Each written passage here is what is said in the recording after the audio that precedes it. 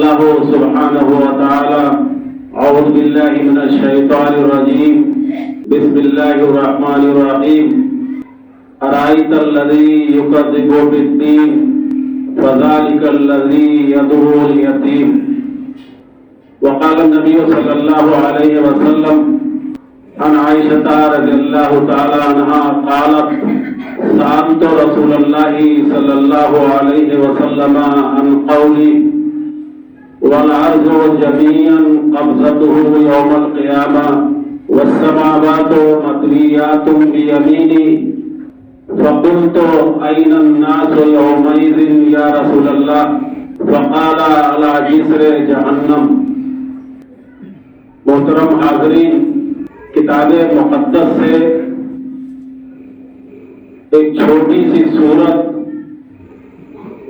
اور اس سورت کی دو چھوٹی سی آیتیں آپ کے سامنے تلاوت کی گئی، جس میں اللہ تعالیٰ نے ارشاد فرمایا: ارائیت الذی یکذب بالدین. کیا آپ نے دیکھا؟ دیکھنے کا مطلب یہ ہے کہ کیا آپ نے سمجھا اور جانا اس شخص کے بارے میں جو قیامت دین یعنی یوم جزا کو جھٹلاتا ہے؟ آپ جانتے ہیں کہ قیامت جو جزا اور بدلے کا دن ہے، اس دنیا کے اندر ہم جو کچھ بھی کر رہے ہیں اس کا بدلہ ایک مسلمان کا یقین ہے کہ اللہ ضرور دے گا.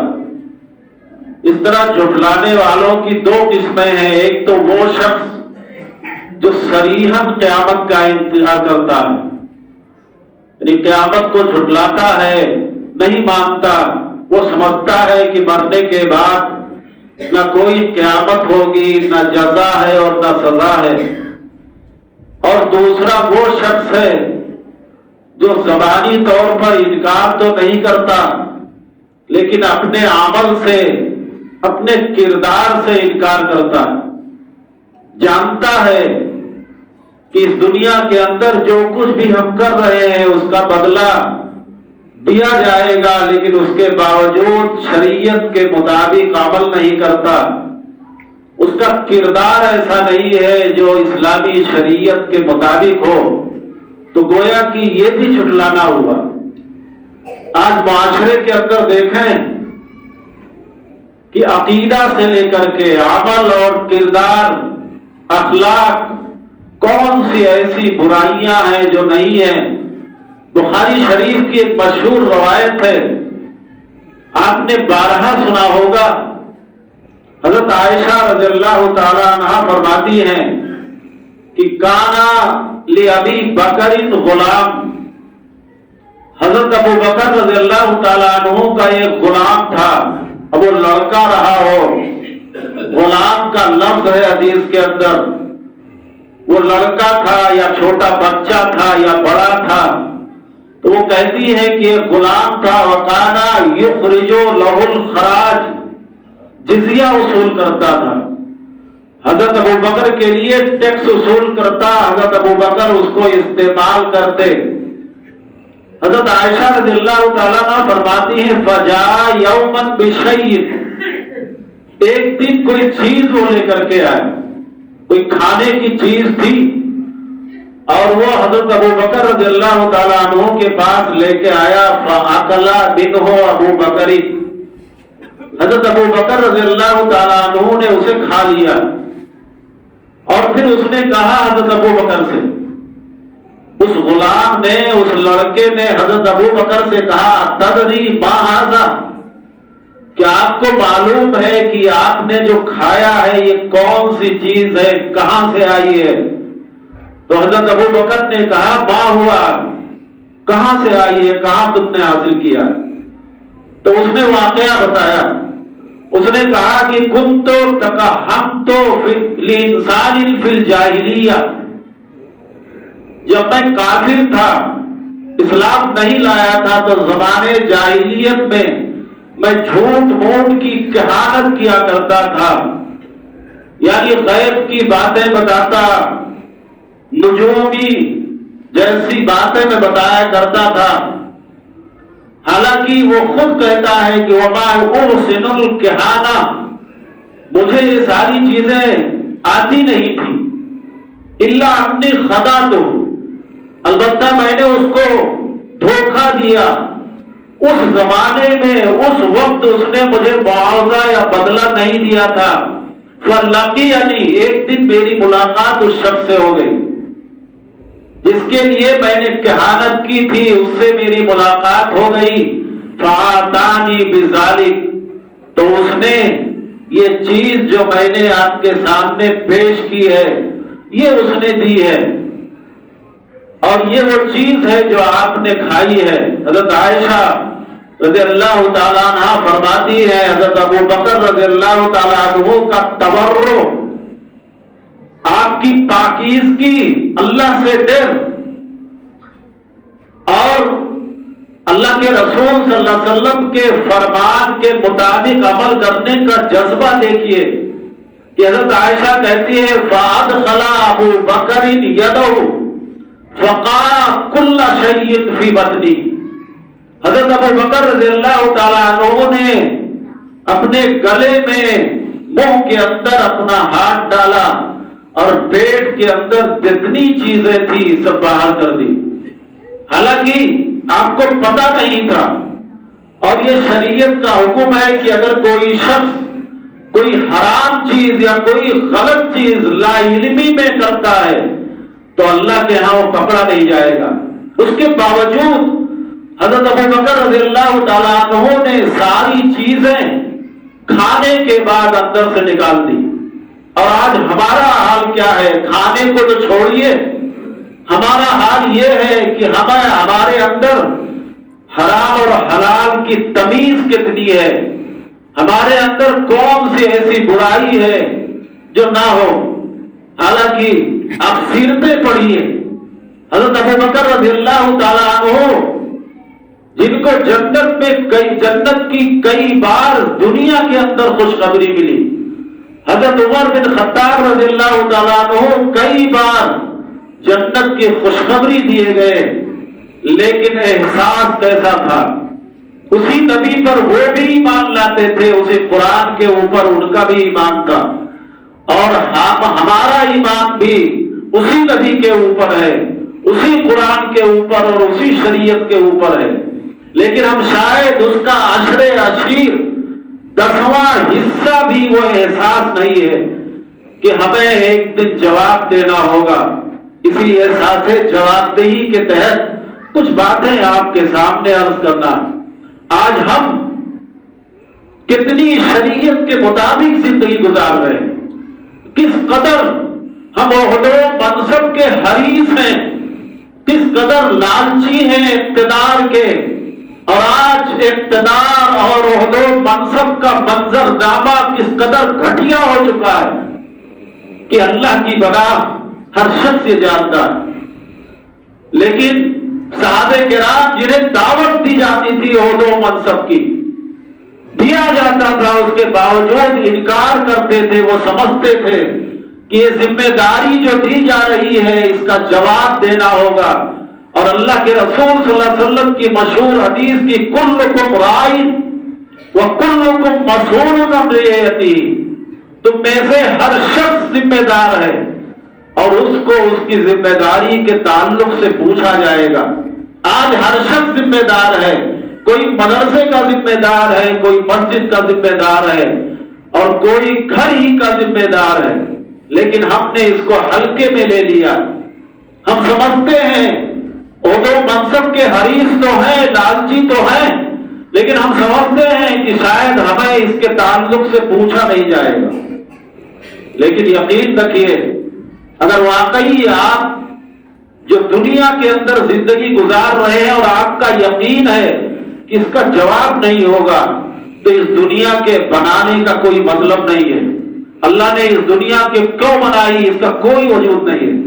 اور صحابہ کرام ذمہ داری سے کس قدر ڈرتے تھے کہ حضرت عمر بن شعیب رضی اللہ تعالیٰ عنہ فرماتے ہیں کہ ایک مرتبہ اللہ کے رسول صلی اللہ علیہ وسلم نے فرمایا، صحابہ کرام بیٹھے ہوئے تھے، اللہ کے رسول نے فرمایا من استعملناہ منکم علی عمل، لوگوں اگر تم میں سے کسی کو میں نے کوئی ذمہ داری دے دی ہے،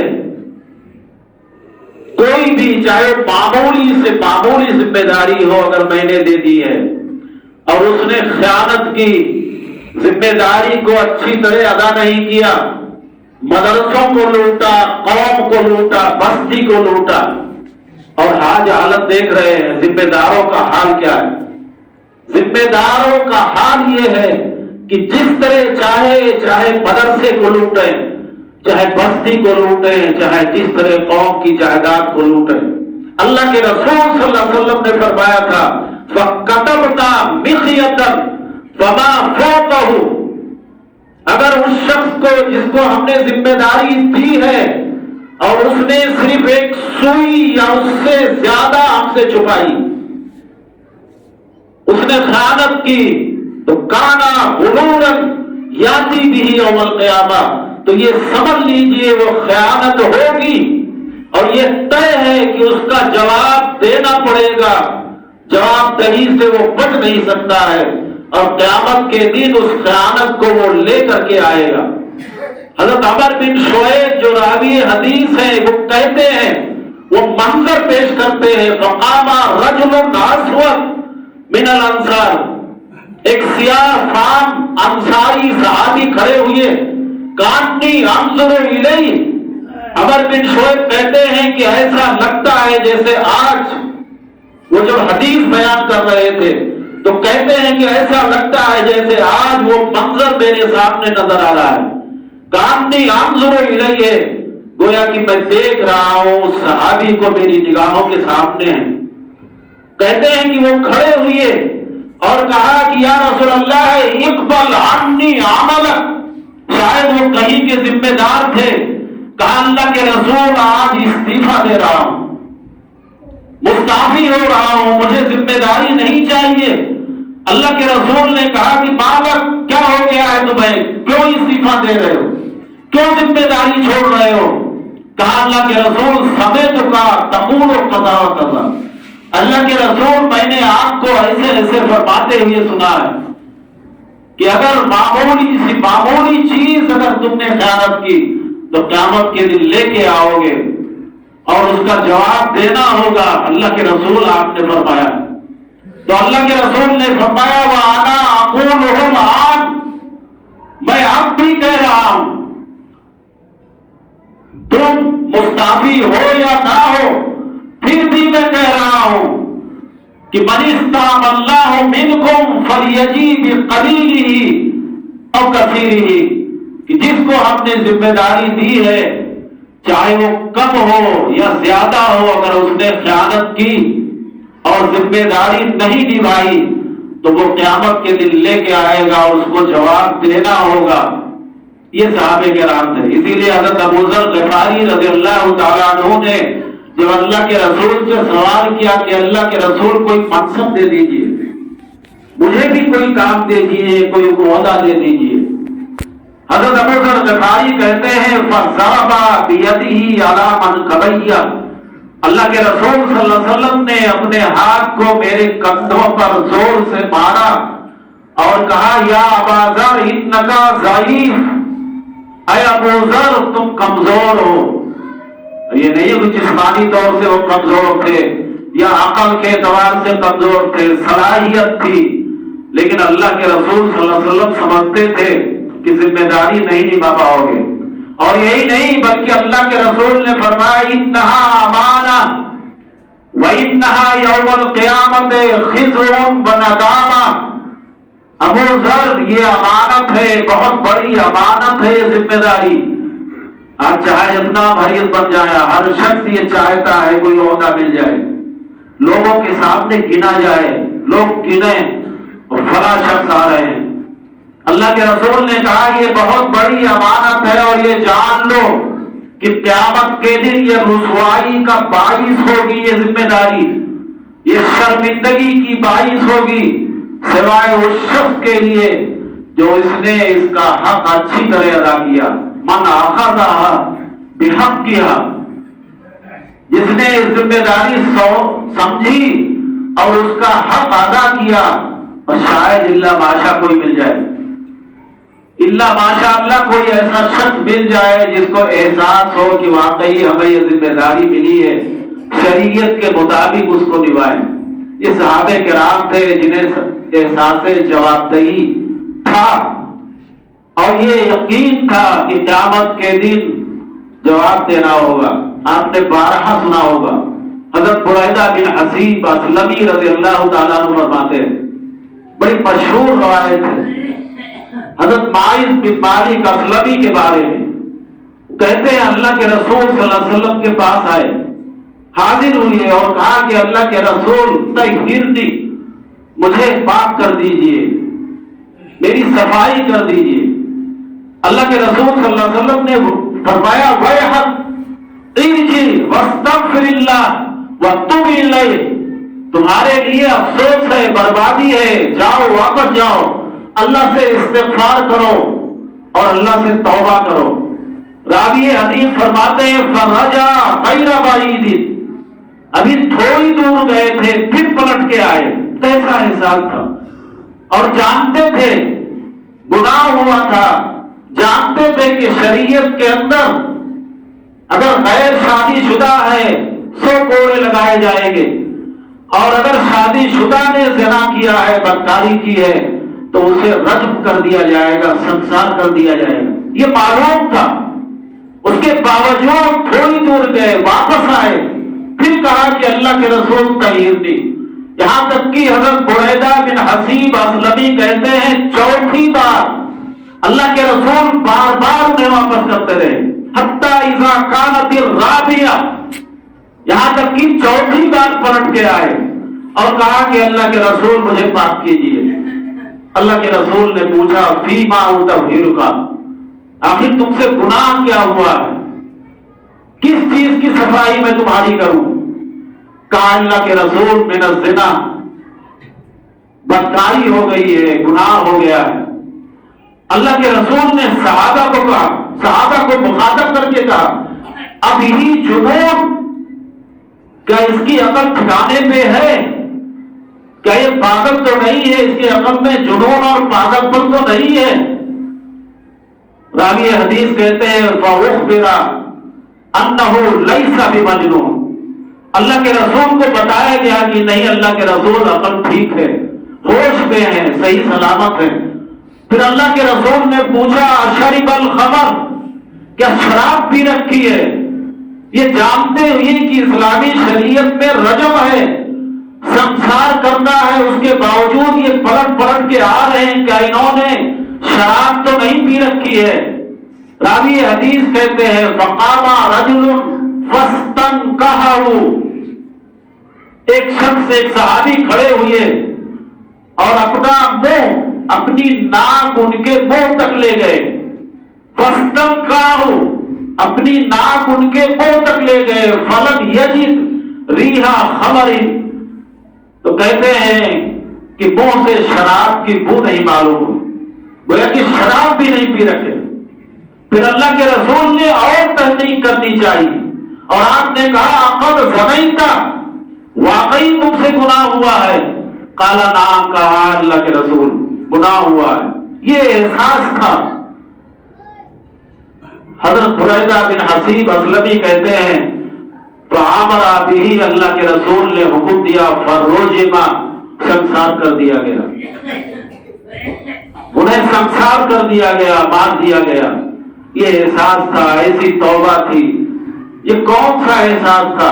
اس لیے کہ قیامت کے دن اللہ کے سامنے جواب دیں گے، اور انہی سے متعلق وہ غامدیہ کی عورت بريدہ بن حصیب اسلمی بھی اسی باتیں کو بیان کرتے ہیں کہ وہ عورت بھی اللہ کے رسول کے پاس آئی جو ان سے متعلق تھی، اس نے بھی کہا کہ اللہ کے رسول انی قد زنیت، اللہ کے رسول مجھ سے بدکاری ہو گئی ہے، مجھے بھی صاف کر دیجیے۔ اللہ کے رسول صلی اللہ علیہ وسلم نے، حضرت بريدہ کہتے ہیں وَإِنَّهُ رَدَّهَا، واپس کر دیا، کہا واپس جاؤ۔ واپس گئی، دوسرے دن آئی، اور دوسرے دن جانتے ہیں اس نے کیا کہا؟ اس نے کہا کہ اللہ کے رسول لما تردنی، اللہ کے رسول مجھے آپ نے ایک عورت ہے، ایک عورت آپ جانتے ہیں کمزور ہوتی ہے اور اس کے باوجود اللہ کے رسول کے پاس آتی ہے، وہ بھی جانتی ہے کہ مجھے سنسار کر دیا جائے گا، اللہ کے رسول سے پوچھتی ہے، اللہ کے رسول لما تردنی، آپ نے واپس کیوں کر دیا؟ فلعلک ان تردنی کما رددت ماعزا، مجھے ایسا لگتا ہے کہ جیسے آپ نے ماعز بن مالک اسلمی کو واپس کر دیا تھا، مجھے بھی آپ واپس کر دیں گے۔ اللہ کے رسول صلی اللہ علیہ وسلم سے پھر اس نے کہا واللہ انہ لحبلہ، اس نے کہا کہ اللہ کی قسم میں انہی کی وجہ سے حاملہ ہوں۔ اللہ کے رسول نے کہا اذهبی حتی تلدی، جاؤ یہاں تک کہ تمہیں بچہ پیدا ہو، اور کوئی 1-2 مہینے کی بات نہیں ہوتی ہے، کوئی گواہ بھی نہیں تھا، مکر سکتی تھی، 8-9 مہینے کے اندر وہ پلٹ سکتی تھی، اللہ کے رسول کے پاس نہ آتی، لیکن حضرت بریدہ بن حصیب اسلمی کہتے ہیں فلما ولدتہ، جب اس کو بچہ پیدا ہوا، عادت ہو بالصبی فی خلقتی، ایک کپڑے میں لپیٹ کر بچے کو لے کے اللہ کے رسول کے پاس آئی، اللہ کے رسول کے پاس بچے کو ایک کپڑے میں لپیٹ کر لے کے آئی اور کہا کہ اللہ کے رسول ھذا ولدتہ، یہ بچہ ہے جس کو میں نے جنا ہے، اس لیے مجھے صاف پاک صاف کر دیجیے۔ اللہ کے رسول نے فرمایا اذهبی فارضیہ حتی تفطمی، لے جاؤ اس کو دودھ پلاؤ، اس بچے کو دودھ پلاؤ یہاں تک کہ جب وہ کھانے لگے تب میرے پاس آنا۔ اور آپ جانتے ہیں کہ شریعت کے اندر جمہور کے قول کے مطابق مدت رضاعت 2 سال ہے، گویا کہ 2 سال کا موقع اسے ملا، اور جب وہ دودھ پینے لگا اور دودھ پینے کے بعد جب وہ کھانا کھانے لگا تو حضرت بریدہ کہتے ہیں کہ عادت ہو بالصبی بیدہ کسرۃ الخبز، اللہ کے رسول کے پاس آئی اور اس بچے کے ہاتھ میں روٹی کا ایک ٹکڑا تھا، گویا کہ یہ بتانے کے لیے کہ اللہ کے رسول یہ کھانا کھا رہا ہے۔ آج کی عورتیں ہوتی تو سمجھتی اسی بچے کے سہارے زندگی گزار لیں گی، لیکن بچے کو لے کے آئی، ہاتھ کے اندر روٹی کا ٹکڑا بھی تھما دیا اور کہا کہ اللہ کے رسول دیکھیے کھانا کھا رہا ہے۔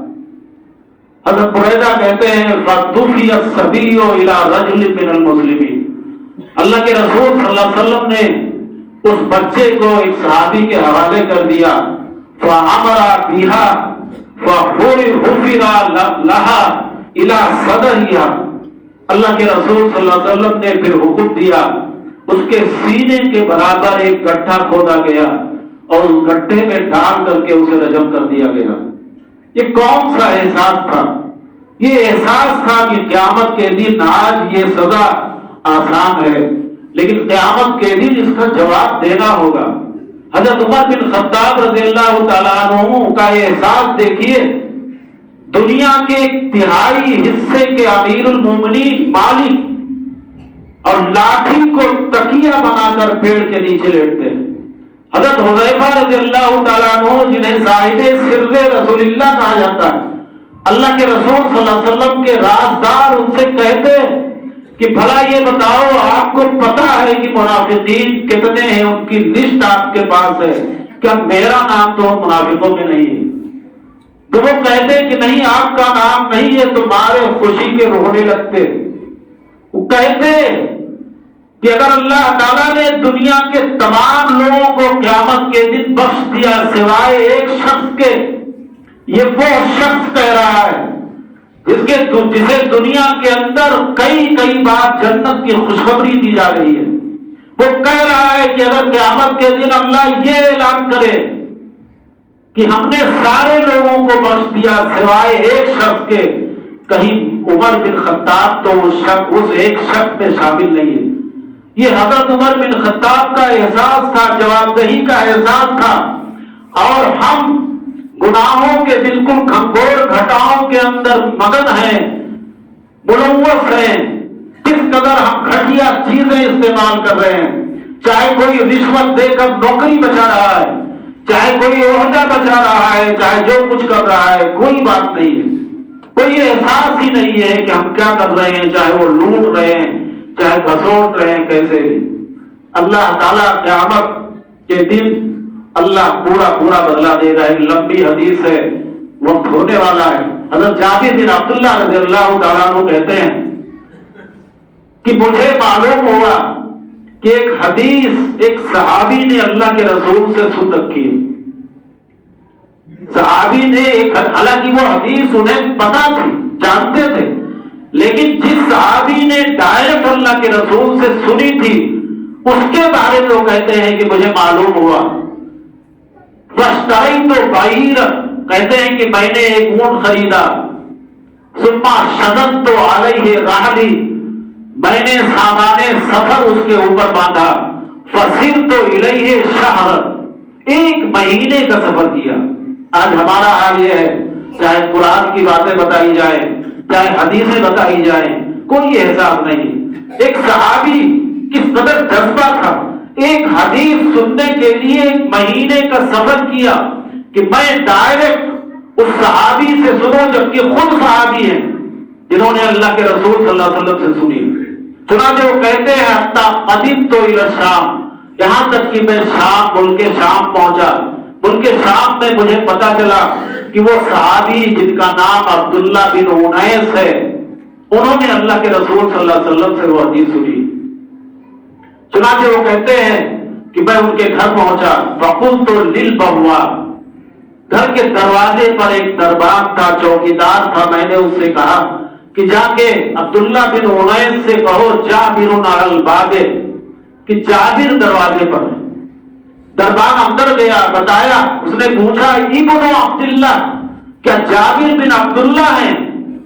کہتے ہیں کہ میں نے کہا کہ ہاں جابر بن عبداللہ، صحابی رسول حضرت جابر بن عبداللہ خود کہتے ہیں فخرج الیہ یدعو ثوبہ، اپنے کپڑے کو بھی ٹھیک سے نہیں پہنا اور حضرت جابر بن عبداللہ سے ملاقات کرنے کے لیے باہر آئے، مجھے گلے لگایا، میں بھی گلے لگا، پھر میں نے کہا حدیثا بلغنی انک سمعت رسول اللہ صلی اللہ علیہ وسلم، مجھے معلوم ہوا ہے کہ ایک حدیث آپ نے اللہ کے رسول صلی اللہ علیہ وسلم سے قصاص یعنی بدلہ کے بارے میں، جزا کے بارے میں آپ نے سنی ہے۔ اور یہ بھی کہتے ہیں فخشیت ان اموت او تموت قبل ان اسمعہ، مجھے ڈر ہوا کہ وہ حدیث سننے سے پہلے میری وفات نہ ہو جائے یا آپ کی وفات نہ ہو جائے۔ تو حضرت عبداللہ بن انیس نے کہا کہ ہاں، میں نے اللہ کے رسول صلی اللہ علیہ وسلم سے قصاص یعنی جزا کے تعلق سے ایک حدیث سنی، اور وہ حدیث لمبی حدیث ہے، ایک ٹکڑا میں صرف پیش کرنا چاہتا ہوں کہ انہوں نے فرمایا کہ اللہ کے رسول نے فرمایا یحشر الناس او العباد، قیامت کے دن لوگ یا بندے، راوی کو شک ہے کہ اللہ کے رسول نے الناس کہا یا آل عباد کہا، اس سے پتہ چلتا ہے کہ محدثین کی ایمانداری کا، کہ کس قدر حدیث کو بیان کرنے میں ایماندار تھے، کہ بیان کر دیا کہ شک ہے کہ اللہ کے رسول نے عباد کہا یا ناس کہا۔ لوگ جمع کیے جائیں گے، عوراتن غورلن بہمن، ننگے بدن ہوں گے، غیر مختون جیسے بچہ پیدا ہوتا ہے، بہمن، اور ان کے پاس کوئی چیز نہیں ہوگی، گویا کہ اس کی تشریح خود حدیث کے اندر اللہ کے رسول نے کی، لیسا معہم شیء، ان کے پاس کوئی چیز نہیں ہوگی، یہ دنیاوی دولت جو حرام کے طریقے سے ہم اکٹھا کر رہے ہیں، کوئی چیز نہیں ہوگی۔ پھر اللہ کے رسول نے فرمایا فَيُنَادِيهِمْ، اللہ کی طرف سے پکار ہوگی۔ آج مائیکیں خراب ہو جاتی ہیں، لیکن اربوں کوئی گنتی نہیں ہوگی، لوگوں کی گن نہیں سکتے، پکار ہوگی، یسمعہ من بعد کما یسمعہ من قرب، قریب والے ایسے سنیں گے، دور والے ایسے سنیں گے جیسے جو لوگ قریب میں ہوں گے وہ سنیں گے۔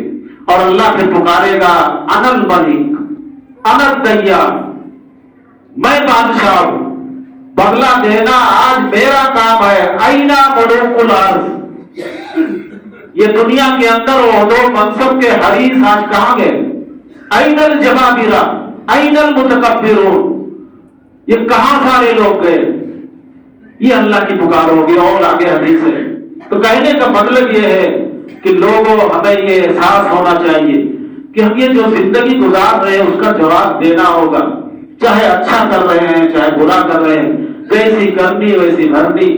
اللہ تعالیٰ سے دعا ہے کہ اللہ تعالیٰ ہمیں شریعت کے مطابق زندگی گزارنے کی توفیق عطا فرمائے۔ وآخر دعوانا الحمدللہ رب العالمین۔ اقول قولی ھذا واستغفر اللہ لی ولکم ولسائر المسلمین فاستغفروہ من کل ذنب انہ هو الغفور الرحیم۔